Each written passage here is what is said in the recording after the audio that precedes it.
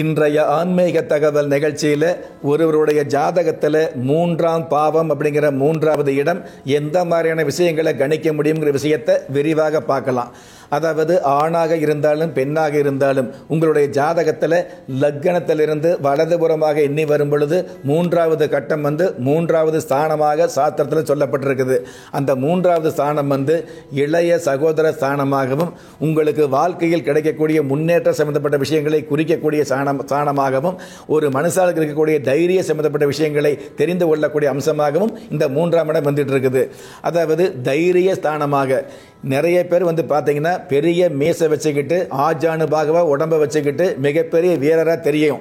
ஆனால் மனசுக்குள்ள பார்த்தீங்கன்னா சதா நேரமும் பய உணர்வோடு இருந்துட்டு இருப்பாங்க இல்லையா? அந்த மாதிரி உண்மையாலுமே வீரம் இருக்கா, உண்மையாலுமே அவருக்கு தகுதி இருக்குதா, உண்மையாலுமே முயற்சி இருக்குதாங்கிற விஷயத்தை 3ஆம் இடத்தை வைக்கும் பொழுது உறுதியாகவே தெரிஞ்சுக்க முடியும். ஒன்று.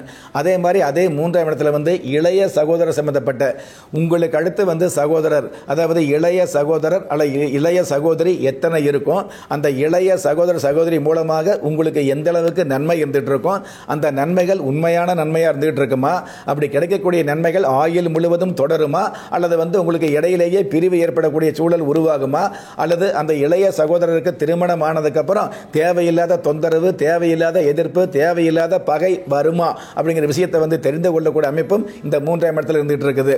அவருடைய ஜாதகத்தில் 3ஆம் இடத்தை கணிக்கும் பொழுது அவருக்கு இருக்கக்கூடிய இளைய சகோதர சம்பந்தப்பட்ட விஷயங்களை, அவருக்கு இருக்கக்கூடிய தைரிய சம்பந்தப்பட்ட விஷயங்களை, அவர் மனசில் ஆசைப்படக்கூடிய விஷயங்களுக்கு முயற்சி எடுக்கக்கூடிய விஷயங்களை உறுதியாக தெரிஞ்சுக்க முடியுங்கிறத நம்ம தெரிஞ்சுக்கலாம்.